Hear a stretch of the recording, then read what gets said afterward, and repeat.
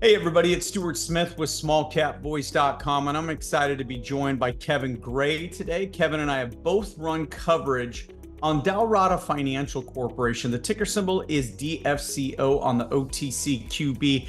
And Kevin, you can attest to this. When we started off speaking about this company, it was all things heat pumps. In fact, we weren't really even sure this company was a true holding company, but that's really evolved over the past few months, and so much so that with the recent 10Q, we see that Genfi or Genfic is a specialty pharmacy company. It makes up the lion's share of the revenue, which is nothing to balk at. It's got $10.3 million in quarterly revenues, but 8.6 of that is made up by Genfi.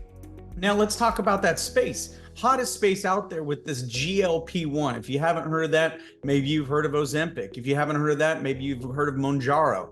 This is a weight loss drug that is sweeping the nation, and Genfi has their own solution. They've got solutions for all kinds of things. And we're going to talk to Dan here coming up about what is truly an infusion pharmacy, because that's actually very new to me. We talk about the big boys, CVS, Walgreens, the consolidation we've seen in that space. Now we see an outgrowth of infusion pharmacies, and we're going to learn more about that from Dan coming up very soon. But Kevin, what's your take on this so far?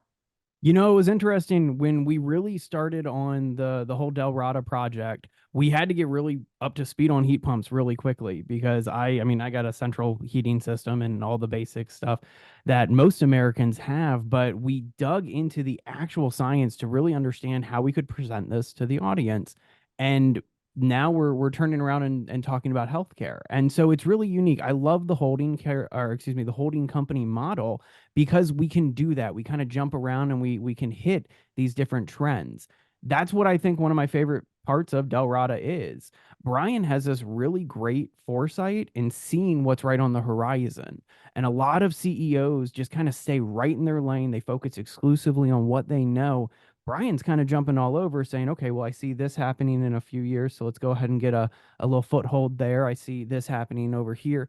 I love that. And I love how they've been able to diversify themselves, and it's working. I mean, however it's pronounced, Genfic, Genfic, it's really kind of irrelevant because they're bringing in 80% of the revenue of the company, and that's worth paying attention to. That's worth talking about.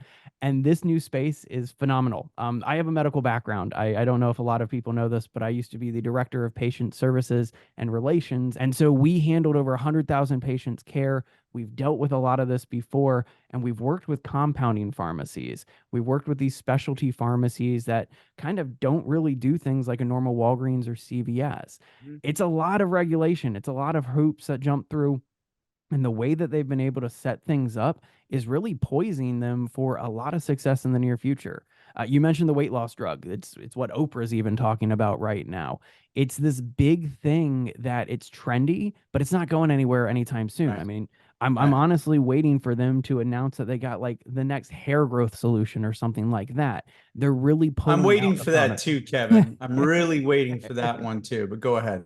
There you go. I mean, they're pulling out all the stops. And I think in the small cap space, that's what you want to see. You want to see a company that can see what the market is doing, anticipate that growth, and jump in at the right time.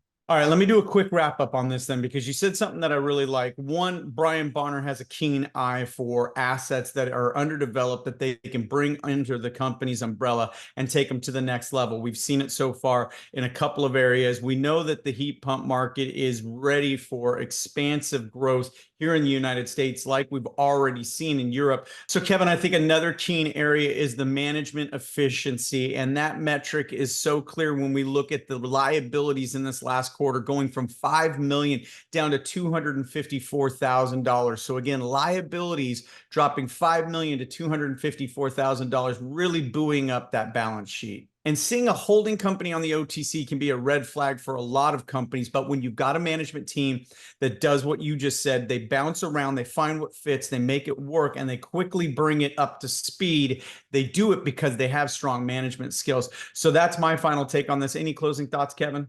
Yeah, I think you hit the nail on the head. And going back to the interview you just did with Kyle, their CFO over there, it's how he put it. The goals are growing revenue and cutting costs. That's, I mean, really, that's what every CFO on the planet is gonna say. but to see it reflected in a balance sheet almost within months of them making these claims is impeccable.